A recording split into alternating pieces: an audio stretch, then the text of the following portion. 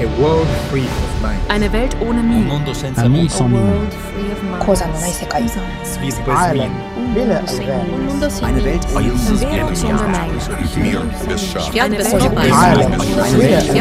Welt A mind-free world.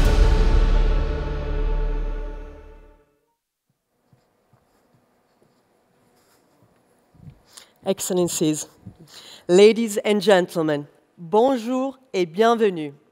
It is a great honor to welcome you all to the Ukraine Mine Action Conference 2024 here in Lausanne, the host city of this important event. Before we begin, I would like to inform you that simultaneous translation is available for the entire conference. You can listen to English on Channel 1 and Ukrainian on Channel 2. I would also like to say hello to all those who are watching online. Mine action is a crucial issue for Ukraine, but also for other affected states. And it will be at the center of our discussions over the next 2 days, summarized in the 3 key themes: people, partners, and progress. All 3 of them are essential to make a step forward to believe in a better future. This conference takes place 4 months after the first summit for peace in Ukraine on the Bürgenstock, 1 year after the International Donors Conference in Zagreb, and 2 years after the first conference in Lugano on recovery, underlined demonstrating Switzerland's objectives: peace and reconstruction. As we are gathered here, new mines are being laid in Ukraine and other countries, and more unexploded ordnance is being created. Meanwhile, many regions around the world continue to suffer from the legacy of past wars, leaving behind contamination that makes life dangerous for the local population, especially for children.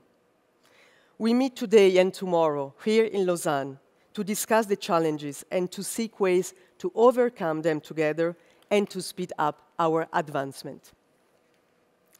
Before we begin our discussions, I invite you to observe 1 minute of silence for the victims of anti-personnel mines and explosive ordnance and those suffering in current wars.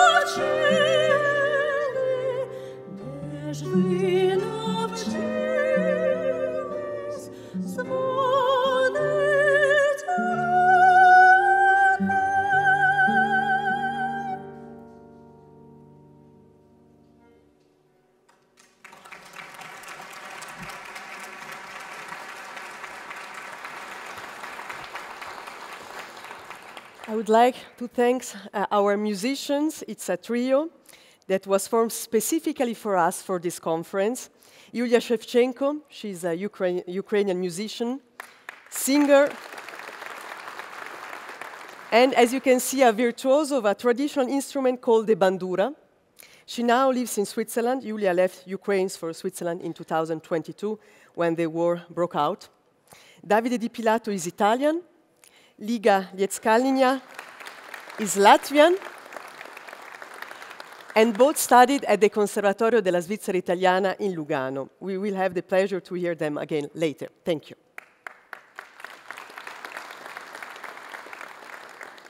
I would now like to give the floor to the President of the Swiss Confederation, Viola Amherd, Head of the Federal Department of Defense, Civil Protection and Sport. Welcome, Madam President.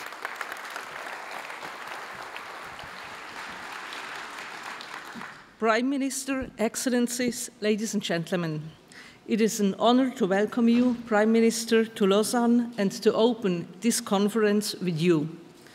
The next 2 days will be dedicated to one of the most pressing humanitarian issues of our time, humanitarian demining. Mines, cluster munitions, and explosive remnants of war have a devastating impact. They claim thousands of lives every year, make land impassable, resources inaccessible, and hamper economic development. Every improvised explosive device that we defuse is a step forward security, progress, and a better life. This is the conviction that lies at the heart of our efforts.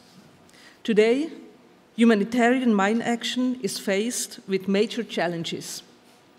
The Ottawa Convention bans anti-personnel mines because they kill and maim indiscriminately. While the initial success of the Convention inspired optimism, in recent years, this has given way to a certain disillusionment. Since 2014, the number of victims has started to rise again. Ongoing armed conflicts, such as Russia's military aggression in Ukraine, bring new contamination from mines and other weapons. The effects of urban warfare and the use of improvised explosive devices are particularly severe. These developments reflect a global situation which is marked by growing geopolitical tensions. This makes it all more important, especially in view of the rising number of victims, to continue our efforts to improve the protection of the civilian population from the danger of mines and other remnants of war.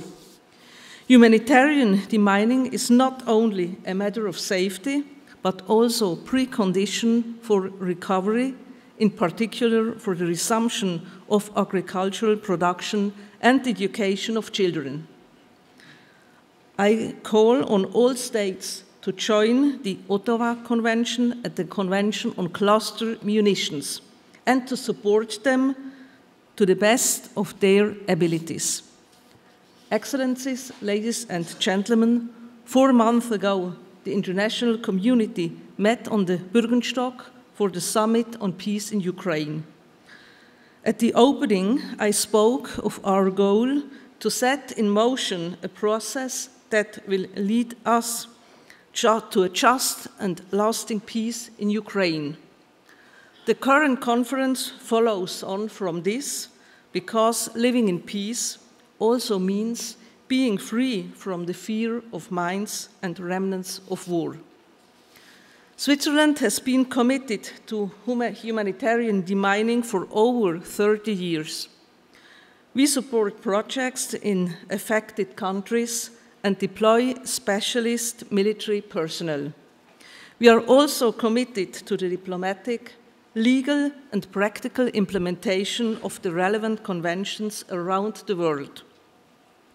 We are determined to continue to do our part in Ukraine as well. Almost a quarter of Ukraine's territory is contaminated with explosive ordnance. Last year, we decided to make 100 million francs available for humanitarian mine action in Ukraine.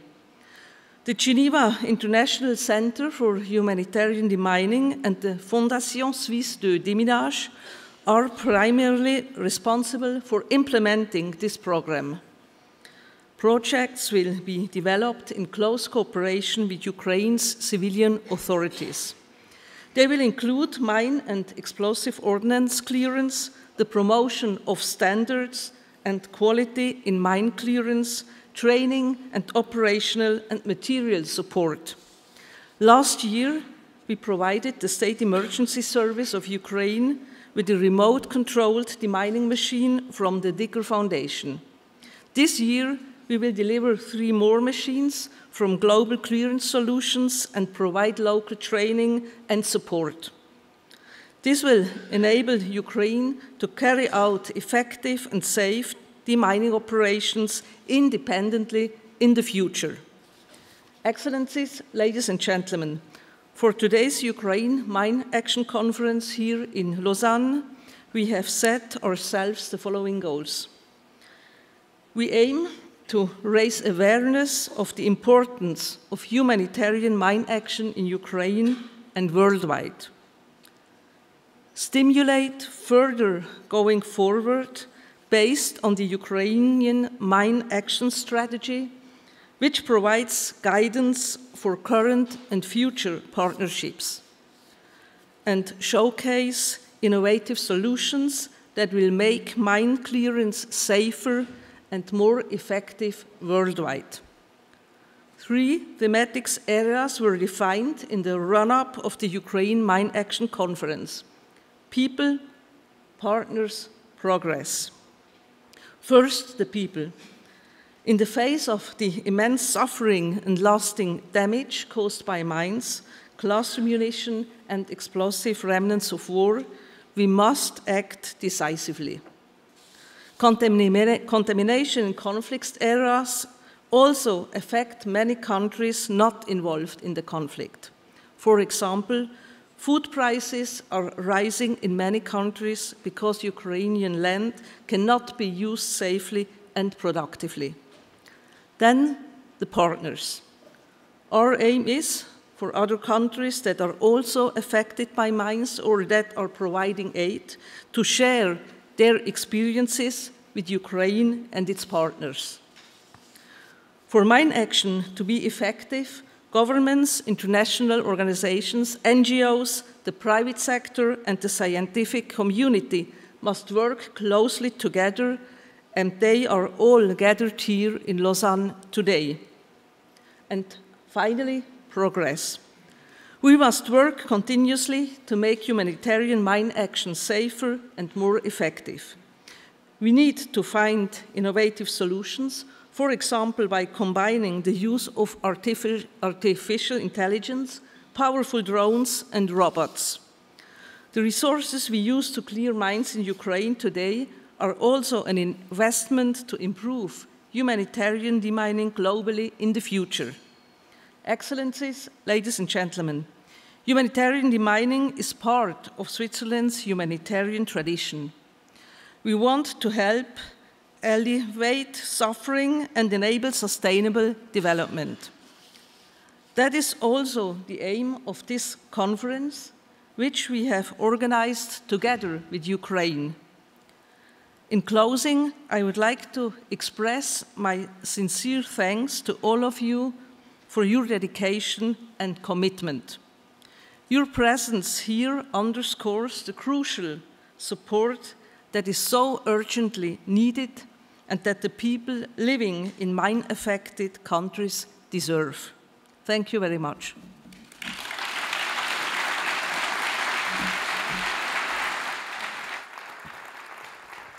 Thank you very much, Madam President. His leadership and commitment are an example of determination and resilience. We are honored to hear his perspectives and visions for Ukraine. Welcome to Switzerland, Mr. Prime Minister, Your Excellency, Denis Shmyhal.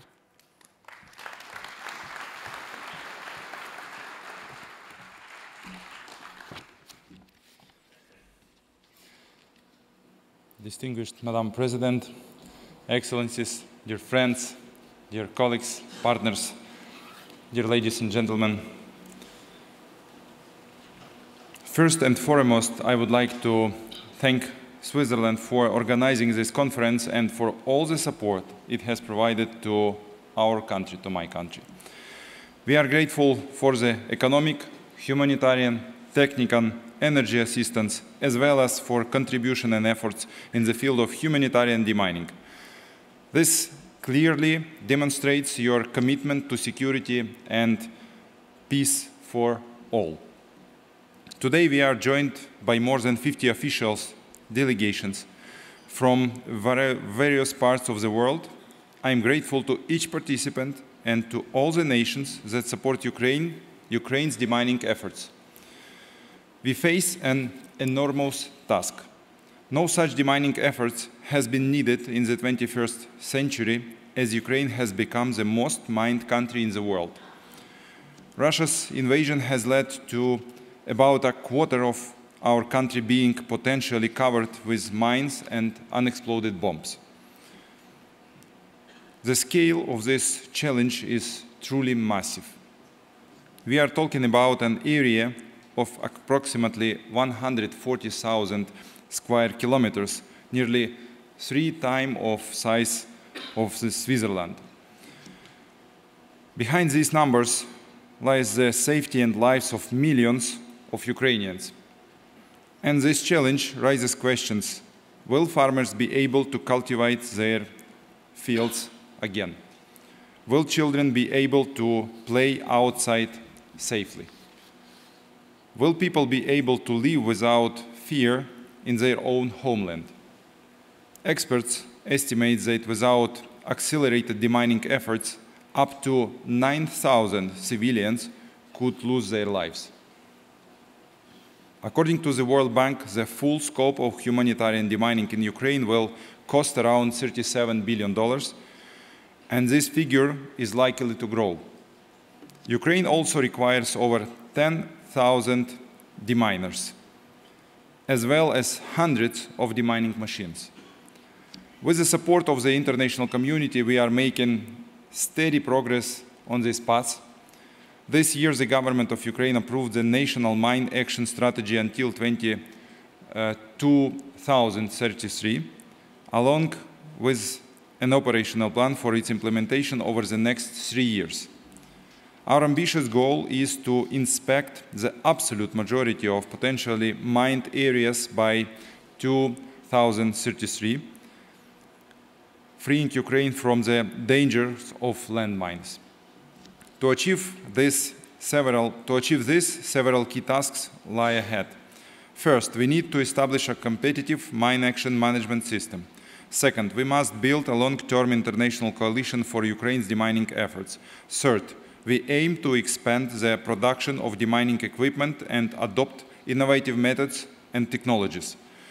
An additional critical task is to increase public awareness about mined areas and educate people about the associated risks. We have achieved significant progress on each of these fronts. Ukraine is developing a comprehensive humanitarian demining service market involving as many organizations and companies as possible to carry out this work.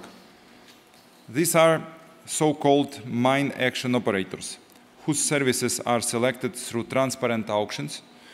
When we held the demining conference in Croatia last year, there were 19 such operators.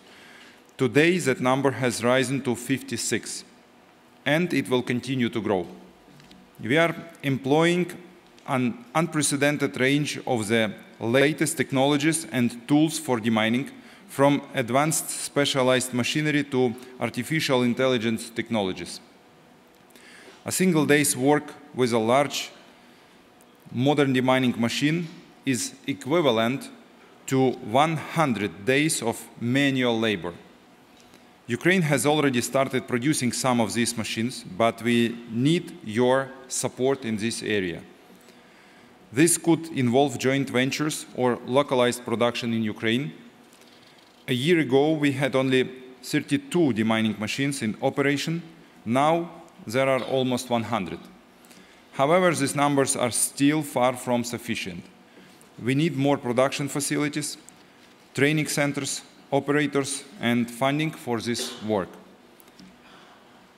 In building a long-term international coalition, Swiss leadership serves as an excellent example, and we are grateful for this. Thank you. We are grateful that Swiss Federal Council has approved a 4-year humanitarian demining assistance plan for Ukraine, amounting to 100 million Swiss francs. We encourage our partners to adopt similar medium and long-term support programs for demining. This will empower and enhance our international coalition's effectiveness. I call on the entire civilized world to increase support for Ukraine in the field of demining. Together, we can unite around this critical mission. We urge you to join the Lausanne Call to Action, which will be the conference's concluding document. Ladies and gentlemen, demining Ukraine is a global project that must unite the world. Through the unity, we can demonstrate that humanism and solidarity truly mean. I am grateful to all participants of this conference, to all of you. I am thankful to your organizations, governments, countries, and peoples for supporting Ukraine. Thank you for your contribution. Thank you for your work. Thank you for organizing this conference. Thank you so much for your attention. Thank you.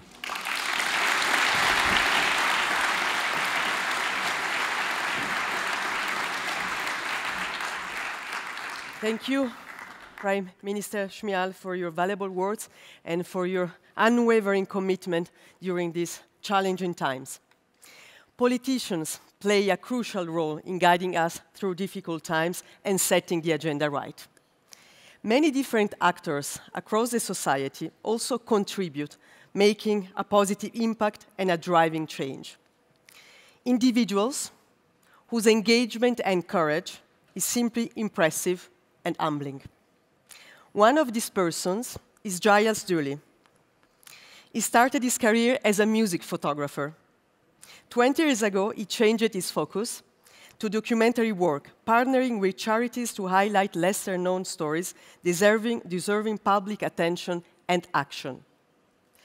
I would like to welcome Mr. Giles Dooley, founder and CEO of the Legacy of War Foundation, UN Global Advocate for persons with disabilities in conflict and peace-building situations. The stage is yours.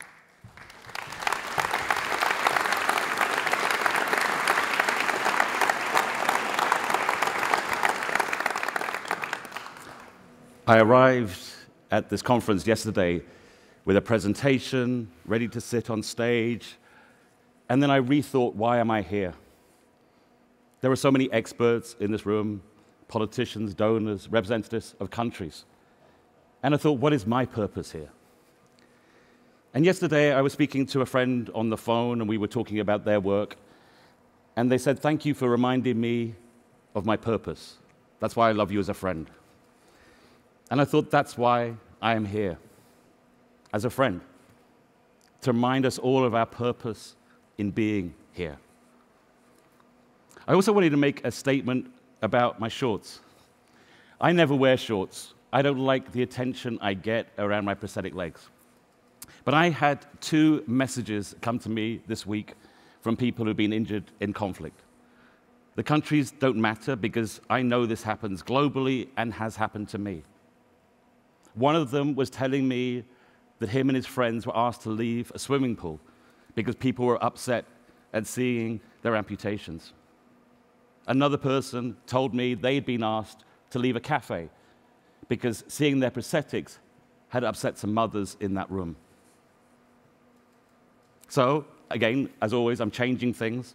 So Tash from my team last night was cutting my trousers, turning them into shorts, because I wanted to sit here in solidarity with everybody who walks with an injury, who has visible scars, who has prosthetics. Because we should be proud of the people. We should support them. There should never be anybody that feels uncomfortable who is asked to leave a public space because of the injuries they carry. So that is why I'm wearing my shorts today. And why am I here generally? As was mentioned, about 20 years ago, I left my life as a rock and roll photographer, which was a lot of fun, I have to say, to start documenting the impact of war. I have one gift, and that's as a storyteller, as a photographer. And I wanted to use that to try and create change.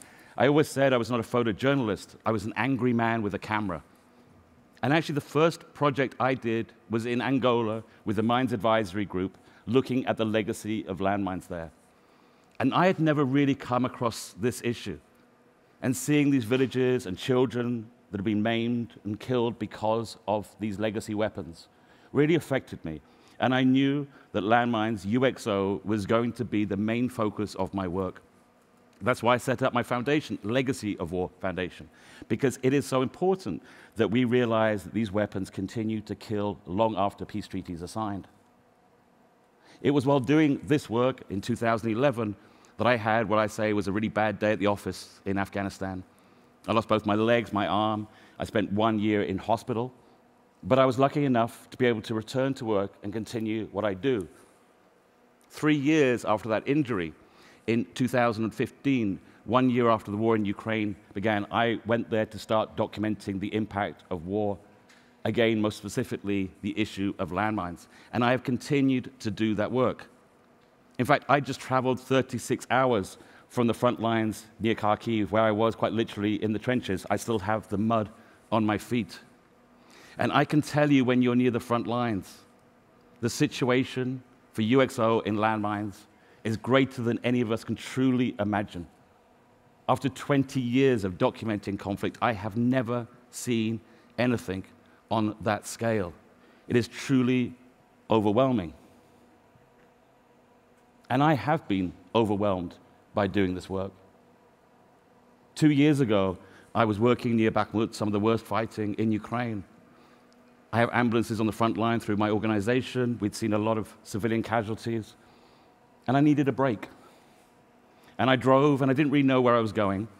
And I ended up in France, in Verdun, the scene of some of the worst fighting in World War I. For some reason, I needed to visit those old battlefields, to walk along those old trench lines, to be reminded of the history. There is an area there known as the Zone Rouge, an area still so contaminated from UXO, from World War I, that nobody can enter. And while I was there, a farmer on his tractor was killed by one of these legacy bombs.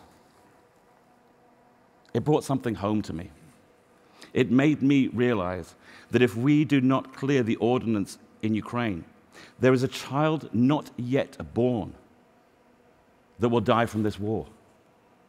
That is the legacy. That is the choice we have to make. I returned from that trip more invigorated to do my work in Ukraine.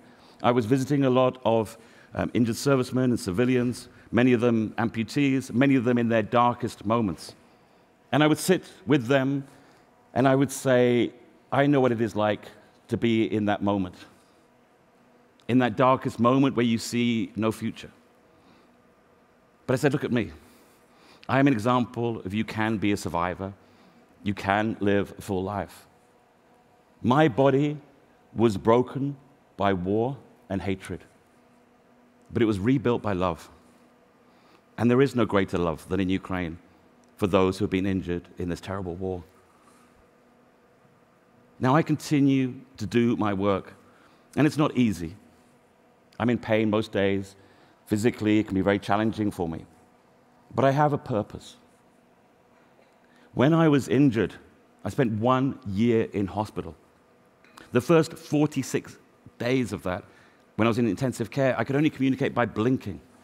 I was then told I would never walk, never live independently, never have a life. My experience, like many landmine survivors, having to rebuild a new life. I remember 3 months after my injuries, I was well enough to be transferred to a wheelchair for the first time and have a shower. I saw myself in a mirror, and I was repulsed and disgusted. Scars across my body, the missing limbs. When they put me back in my bed, I cried myself to sleep. And I remember thinking, I wished I'd just passed away in Afghanistan because I was not brave enough to deal with this new reality. And I know this is the reality for so many survivors, not recognizing themselves, not wanting to live this new life. But I woke up the next morning, I'm notoriously stubborn, and the next morning I woke up, and there was a mantra in my mind, something that I have repeated to myself every day since, and something I want to share with everybody in this room. I woke up the next day, and I said to myself, from this moment on, I will never think about what I can't do. But I will focus on what I can and what I can control, and I will be the very best at that. When we look at issues such as landmines, UXO, it's very easy to get overwhelmed by the situation. It's a global crisis. It's a global situation, not just Ukraine. We can't stop the wars. Maybe we can't stop the use of landmines and UXO. But what we can do is focus every day on clearance, on making sure economies thrive, to making sure there are less people injured, to make sure those who are injured are supported to have lives like I had. 18 months after my injury, I returned to Afghanistan to continue my work. I remember a lot of people said to me, "You have nothing to prove. Why are you doing this?" And I told them the story of a young boy called Atola. Atola was 12 years old. He was walking to school in Afghanistan just a few miles from where I got injured. It was literally, I think, 2 months after I got injured. And on his way to school that day, he stepped on a landmine. He lost an arm and a leg. I met him in the ICRC limb fitting center in Kabul, and I will never forget his face. People ask me, "Do you get emotional when you do your work?" And I say, no, in many ways, like a surgeon, I just focus. But on this particular day, in fact, the first photograph I'd taken after my injury, as I looked through my viewfinder, my eyes were streaming. I was watching Atola walking up and down between the two supporting bars with his small plastic leg and plastic arm. It was like he didn't even see me. He walked backwards and forwards. And when people ask me, "Why do you continue to go back?" I say, because of Atola. Because if my work means one child does not have to go through what I go through every day, the physical pain, the emotional pain, then I have done my job. And I sit here today as a friend to remind you all that is what our purpose is. I have shared these stories. I have shared my story. I will leave here believing that I've done that purpose, that because of the work that you do, one less child will have to go through what I go through, will not have to suffer that. But it is up to you, because in this room, there is the power, there is the belief, and there are the people that can make sure there is not a child not yet born who will suffer in Ukraine and in other countries in the world. Thank you. Thank you. Thank you.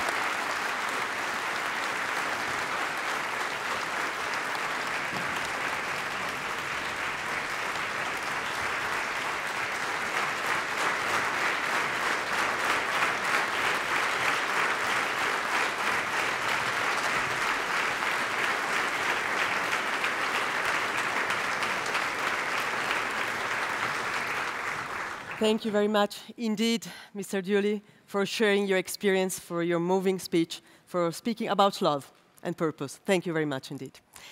Excellencies, ladies and gentlemen, when arriving into this plenary hall, you might have already seen some photos of Giles Dioli.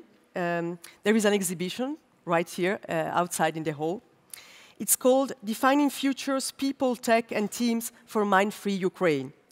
The exhibition is organized by the United Nations Development Programme and the Legacy of War Foundation and aims to raise awareness about mine action and mine victim assistance in Ukraine by featuring a mosaic of experiences from those of a professional deminer and a war veteran to those of a medical worker and a politician. I would also like to inform you that there is another exhibition in Lausanne about his work. It is at the platform 10, right next to the station of Lausanne, the train station. It features an exhibition work, The Things They Carried, Objets de Mort. The exhibition features 20 photographs of landmines used in various conflicts, from Afghanistan to Ukraine and Vietnam. Photographed as precious objects, these devices of death are transformed into works of art. Now let's make some room again for music for our Swiss-Ukrainian trio, who has been taking us on a journey through different musical styles and musical traditions. And I would like to underscore it, the Ukrainian music we have heard reflects the richness of the Ukrainian people's tradition.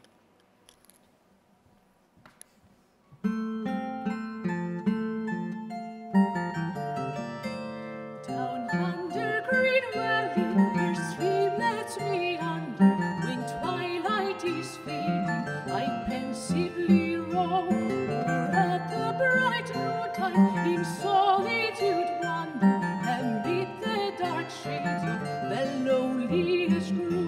'Twas there while the blackbird was joyfully singing, I first met my dear one, the joy of my heart. Loud as for gladness the blue bells were ringing, ah, then little thought I know soon we should part. Still glows the bright sunshine over valley and mountain, still warbles the blackbird his note from the tree, still trembles the moonbeam on streamlet and fountain. But what are the beauties of nature to me? With sorrow, deep sorrow, my bosom is laden. All day I go mourning in search of my love. The echoes who tell me, where is the sweet maiden? She sleeps near the green turf down by the ash grove.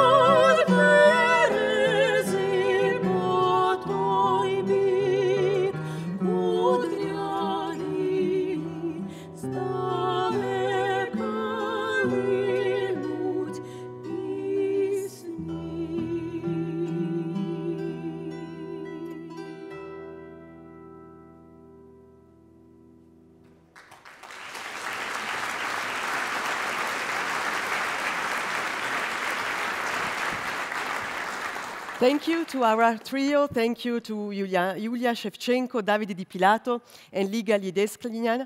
I would like to take advantage of their valuable presence and of their artistic world. I would like to ask a question to Yulia, who can speak Ukrainian if she wants on stage, with pleasure. Welcome, Yulia. Дякую. Yulia, you came to Switzerland in 2022. I told it already. And you have brought your instrument and your folk music to Switzerland, which is now your second home. You live in Bern. So I would like to ask you, which space does your music find here? Do we like this music? How we appreciate it? Доброго дня, шановні Good morning, гості. dear guests. Let me, first of all, extend my words of gratitude for the invitation. It's so nice for me to be here with you. And I want to thank Switzerland and the people of this country for this warm and welcoming reception, because I've had a number of concerts since I arrived here in Switzerland.